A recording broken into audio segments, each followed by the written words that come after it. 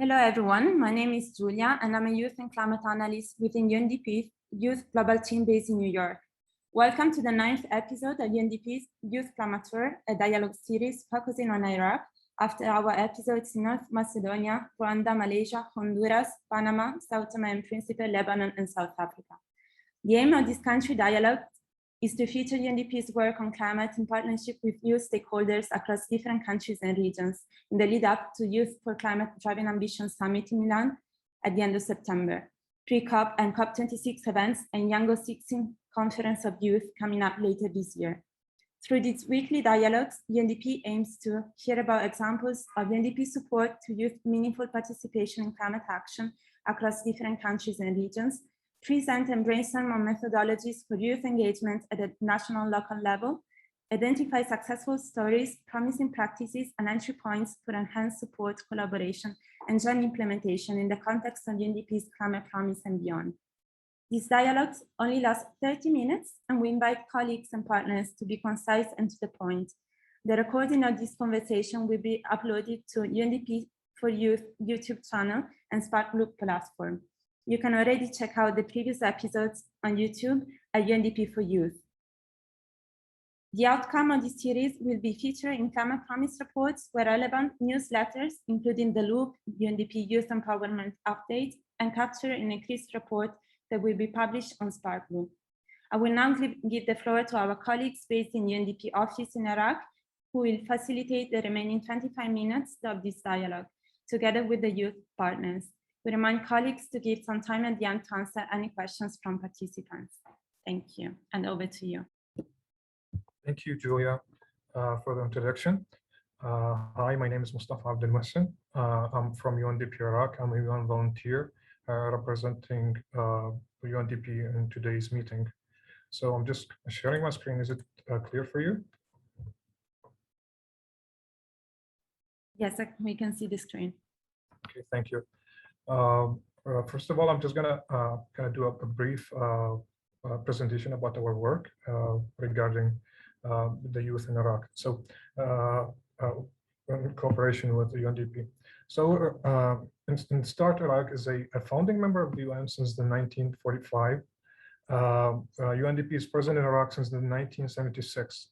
The aim and vision of UNDP country office in Iraq is to support sustainable and peaceful Iraq through an approach that strengthens social aid resilience to better deal with social, economic, environmental, and political shock and stress in Iraq. So that's an introductory speech. As for climate change, I'm going to just go through climate change effect quickly on a global level and local level. So globally, it's well known for everybody in here that climate change affects the globe on different aspects, including economic, environmental effects, ecosystems, and human security. Iraq, as part of the planet, also is vulnerable to the effects and threats of climate change, which can be seen in different aspects in Iraq, like extreme elevation in temperatures, drought events, increased frequency of drought events, land degradation, and the low rainfall rate. As for the role of UNDP Iraq supporting youth, it is well known that Iraq is the population of Iraq is over 40 million individuals. The youth comprises about over and a half, almost a half of this population, which makes the country a young country, which makes this component of Iraq a very fertile land for UNDP to invest in for future approaches in Iraq. Youth, like gender and other components, is a cross-cutting component for UNDP Iraq work country office in Iraq. One of the approaches are innovation for development, which is led by UNDP country office in Iraq, which supports entrepreneurs in Iraq to develop their startups. And we have the accelerator lab that is supporting and emphasizing the issue of climate change by engaging the youth component in Iraq through many projects such as the 1.5 mission. And lastly, but not the last, which is the Youth Leadership Program, which is a program that is designed by UNDP Iraq to increase the skill of the youth regarding leadership and engage youth among the youth to provide a floor for them to communicate ideas and emphasize their work in different prospects, including climate change. Lastly, to focus on, which is the EECC pillar, which is I am representing right now on the country office of Iraq of UNDP. The EECC stands for Energy, Environment, and Climate Change. The EECC pillar had started an initiative to support youth to join and engage them in UNDP. I'm one of this initiative. I'm one of this the initiative that the UNDP country office in Iraq trying to start under the EECC pillar. And also the EECC pillar trying to support the youth in Iraq to support their work, especially activists, which are good activists in the Iraqi community, such as the ones we have today, which are Umar, Noor, and Hajar. So that's my brief presentation. Thank you so much. And now I'm gonna go to Hajar. She's gonna do a presentation about her work regarding her work in Iraq as an activist. Please, Hajar, over to you. Thank you, Mustafa. Okay, I'll be sharing my screen. If you just give me a second. Okay, Hajar, go ahead. Okay, thank you, Mustafa. Well, to start off, let me introduce myself. Hello, everyone. My name is Hajar, and I'm a member of the IGCO. Today, I'll be talking about my journey in relation to climate change for a sustainable future. If you can go to the next slide, please.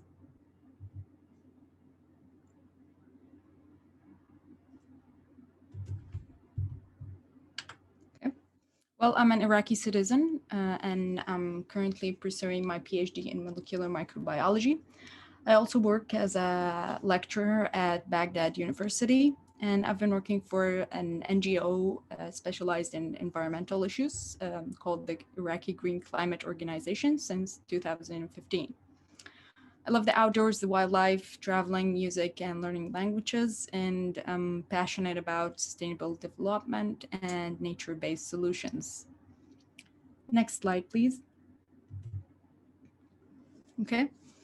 I'll be talking about the Iraqi Green Climate, the NGO I work in. The Iraqi Green Climate Organization is an NGO that aims to address climate change issues, works in biodiversity conservation, and raises awareness, all in coordinates with the SDGs.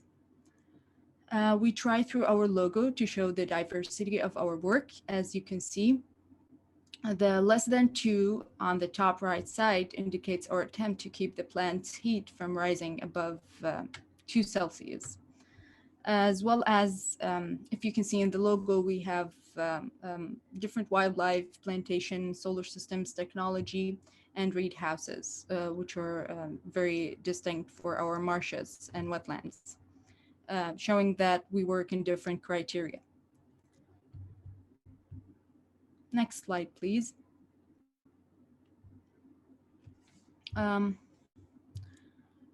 We mainly work, our work is mainly focused on the 13th, 14th, 15th, and 5th goal of the SDGs.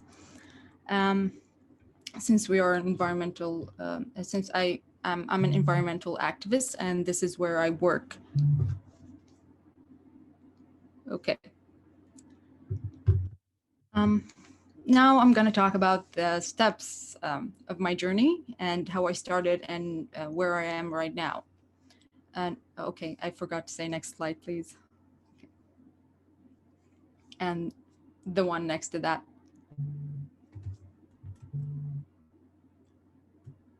Okay, great. Well, in 2015, I joined an organization, an environmental one.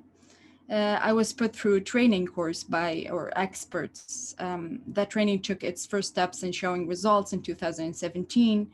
As you can see in the photos to the left and center, I was part of the field guides team, one for a scientific ecotourism tour and one with the French delegation of parliaments and wildlife experts, where we gained more experience and more knowledge. To the right side, you can see an example of awareness campaigns in climate change and on climate change and living in peace with our wildlife. On multiple occasions. Those awareness campaigns were held in schools, primary through secondary. Next slide, please. Okay, sorry, the one before that. I think I skipped one.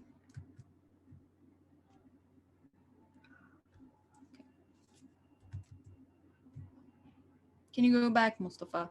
Okay, thank you.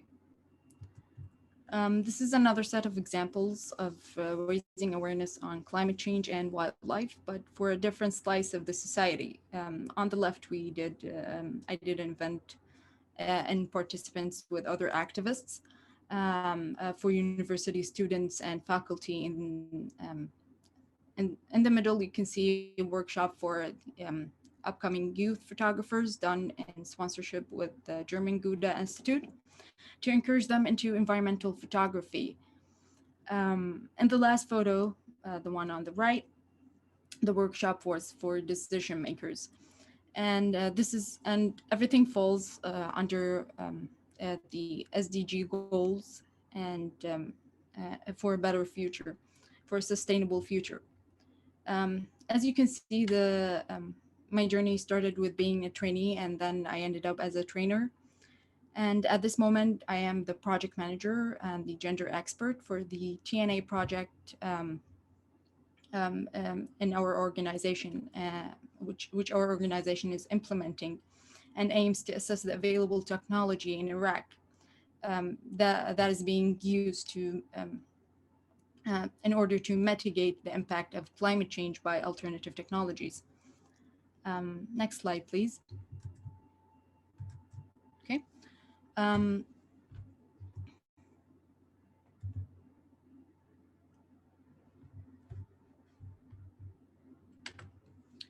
This is an event.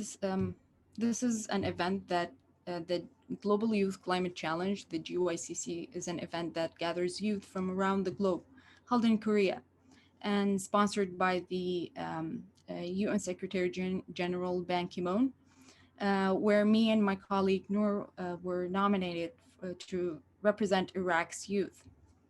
Next slide, please.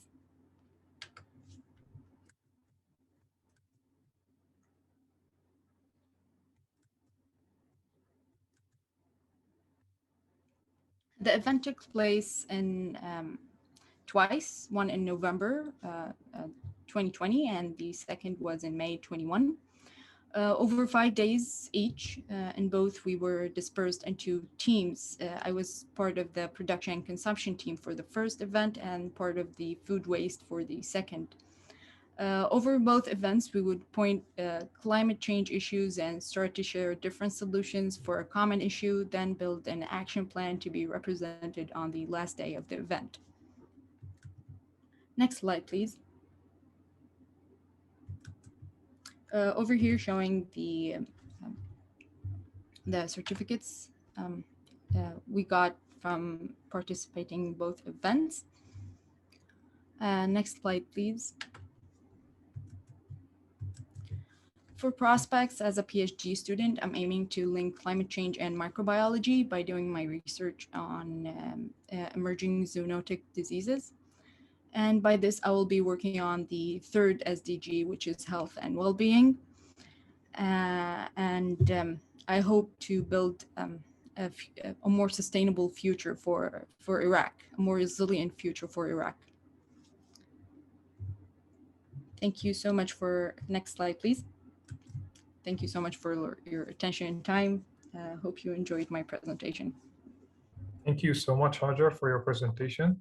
Now we open the floor for participants if they have any question for the participants or for UNDP. We're gonna go next to Noor. Noor, can you hear me? I can hear you loud and clear. Thank you, Hajar. Thank you, Mustafa, Julie, and all the attendees. Mustafa, I think I can share the screen through my phone. Okay. Just let me 1 second if I can make that easily. Okay, go ahead. Great. So greetings, everybody. Thank you for hosting us today. Thank you, Mustafa, Julia. Thank you, Hajar, for your tremendous work and what you are trying to do in support of youth. Greetings, everybody.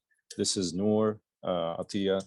So to give you an overview of what I'm doing, I'm currently studying PhD in molecular virology at the University of Baghdad, and I also teach as an assistant lecturer at Department of Biology, University of Baghdad. Been involved in ecological work and volunteerism for about 8 years now. And I mainly been started working with the Iraqi Green Climate Organization since 2014. Aside from that, I have other extra activities such as playing guitar in a local rock and roll band, and some of my hobbies, including outdoor activities, hiking, wildlife, traveling. And wherever I go, I always try to be keen to see the nature and focus on Mother Earth and how we can just sustain that biosphere that we live at. Here in the next slide, you are seeing the transitioning of the 3 personalities all merging in one, how my research meets the wildlife and rock and roll at the same time, from laboratories to the field to performing on stage. It all started to begin on my sophomore year when I was a student at the University of Baghdad studying biology. I've been assigned to work with the ARC Middle East chapters for the Amphibians and Reptiles Conservation as a social media coordination officer, and linking that to other NGOs that does similar work to what we've been doing. And a year after, I started to work with the volunteer with the Iraqi Green Climate Organization, as the case with my colleagues Mustafa and Hajar. So here are some of the photos that gives you a quiet presentation of what the part of awareness that the NGO is doing that have been already explained by my colleague earlier.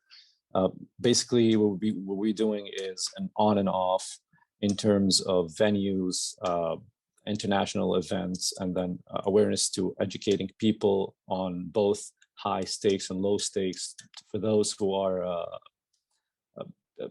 students of universities or just random people all around to implement the UN SDGs action plans, mainly 5, 13, and 15. This work is conducted through education and, as I mentioned earlier, and the spread of awareness on climate change impacts, wildlife conservation, and this is done through surveys, monitoring, assessments, all in accordance to the aforementioned UN SDGs. The GYCC event is a global event that I participated in 2 courses for the last 2 years. It has several objectives. Some of these include the enlightening of youths and the worldwide on climate change and air pollution, raising interest and awareness, all to provide science and technology-based solutions to tackle issues caused by climate change, and also to raise the understanding and engagement on these issues among youth particularly. So the focus is on youth. In the first year, in 2022, my participation was with Team Rivers and Oceans. Here I spoke mainly on the Iraqi marshes, Iraqi marshlands, which I will be addressing in the next few slides, and why I selected this topic. And in 2021, I was been assigned to work with the forest and land waste management. And it was one of our mandates to aspire, make the communities that we live at and work at safe, resilient, and sustainable, all in inclusion to the requirements of the SDG 11 that ensures the sustainable waste services, that we must value all the assets to tackle this issue.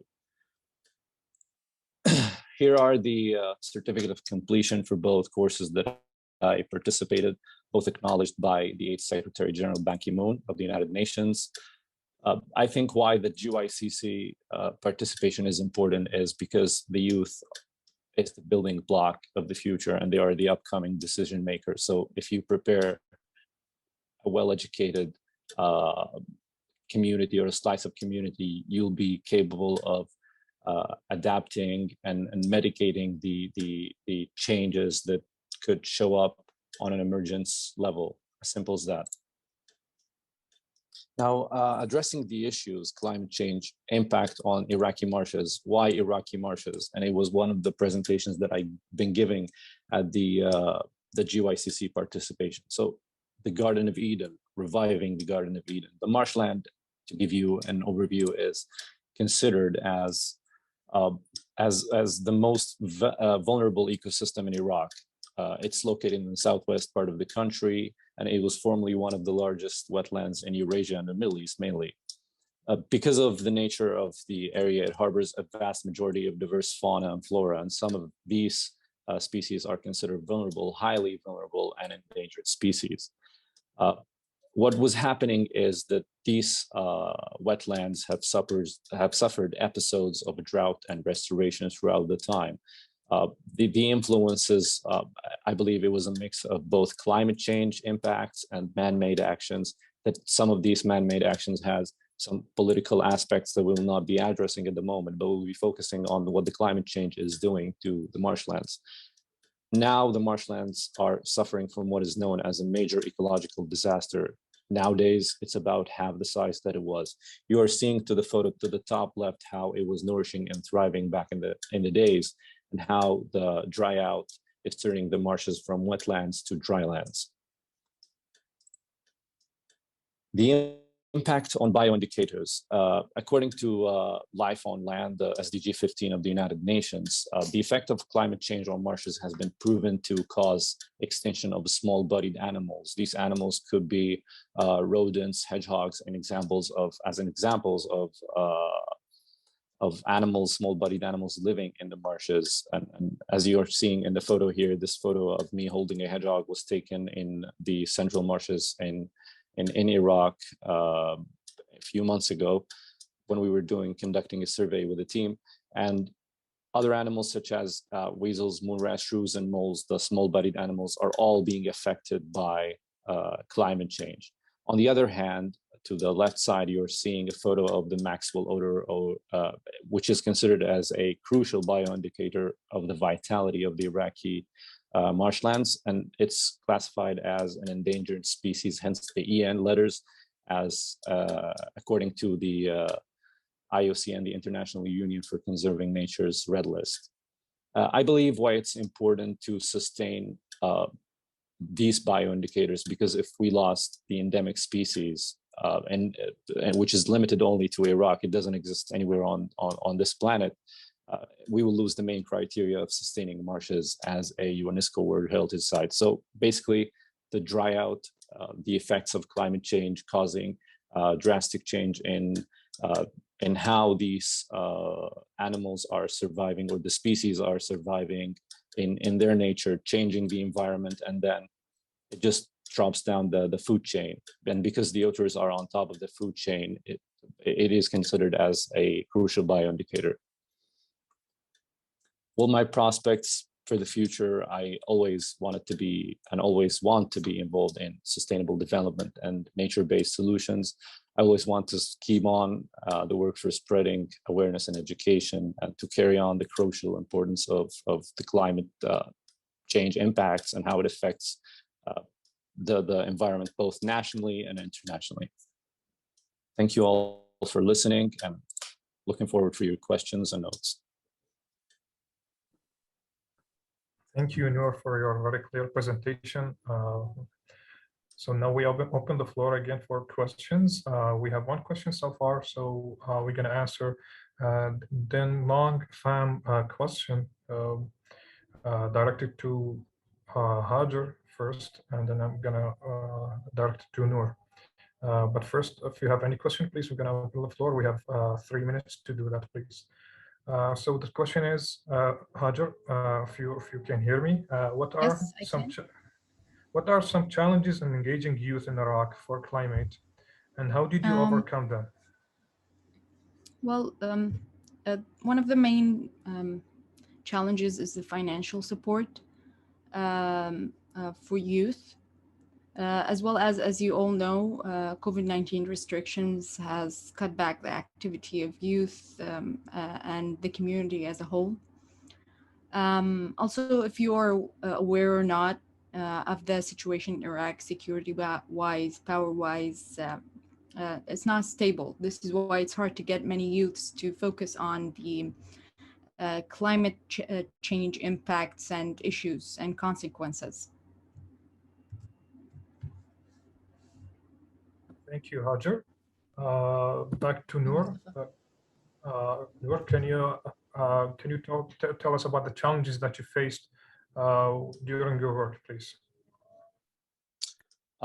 So basically, it started all, not to mention that the pandemic definitely have affected the implementation process of all of our sessions, because I earlier mentioned that most of our work is all about awareness and education in terms of what the climate change has been doing. So the effects of COVID-19 have at some point stopped the activities and the sessions being conducted both independently and in work with the NGO. The other thing, on the other hand, is because of the different cultural backgrounds of people, so persuasion of participants in these activities, how you can convince people on the seriousness of the climate change issues, and how you can find alternative solutions to address those people, and how you can compensate people being affected directly. Beside that, I believe also the financial support and the pinpoints that my colleague already mentioned is crucial as well. Okay, Noor, thank you. The question was, I think, what's directed to all of us. So I'm going to answer the part about UNDP. How are we engaging youth, and if there are any challenges regarding engaging youth in climate work. Actually, just like I mentioned, my friends Noor and Hajar mentioned, it's the COVID-19 epidemic, which restricted the work, but we overcome this in UNDP to engage youth in different pillars of UNDP country office in Iraq by engaging the youth through online platforms via Zoom or Microsoft Teams, so we can engage these youth and forward with implementing our projects. So we have another question. I have a question for Hajar. Hajar, can you hear me? Yes, Mustafa, I can hear you. So, yeah, we have like 1 minute. So I'm going to ask you one question. Yes. So during your presentation, you presented your work about GYCC. So can you tell me what are the main benefits that you gained from that event? As a representative of, as an activist of the youth of Iraq? Yes. Well, GYCC, the main benefit of it was getting the youth involved in building solutions as they are building for their future, for their upcoming future. As you know, the climate impact will be more severe in the upcoming years. This is why the GYCC was aiming to gather the youth in order for them to brainstorm ideas and solutions. And since this is a global event, what I gained from is a network of youth for future collaboration and gaining more experience, more exposure, more ideas, as well as delivering my perspective and my ideas and voice into the international community. I think that's mainly the benefit of GYCC. Thank you, Hajar. That was very precise and straight to the point. One last question, which is going to be for Noor. Can you hear me, Noor? I can hear you loud and clear. Okay, thank you. So one last question. You mentioned that you've been working with the NGO and as a lecturer. So how through your work as an Iraqi activist and environmentalist, how did you tackle the climate change issue?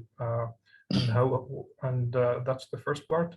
And the second part of this question is, what do you think is the role of Iraqi youth on the same issue, tackling the climate change.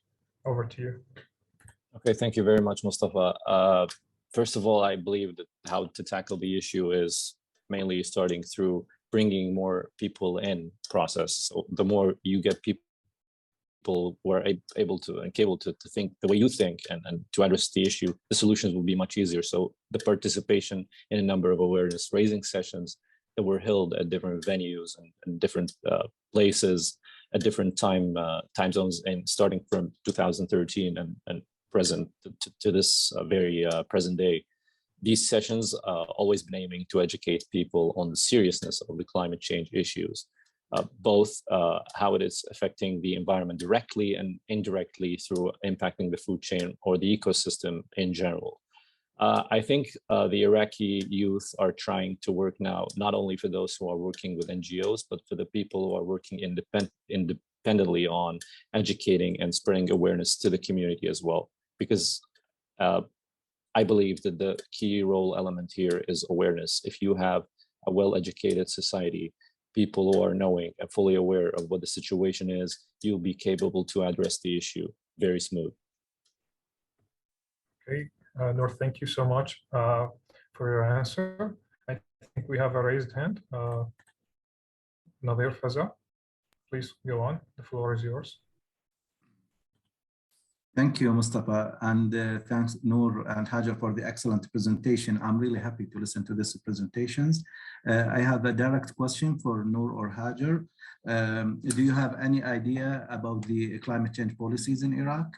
And do you think there is a focus on youth role in the climate change context of Iraq?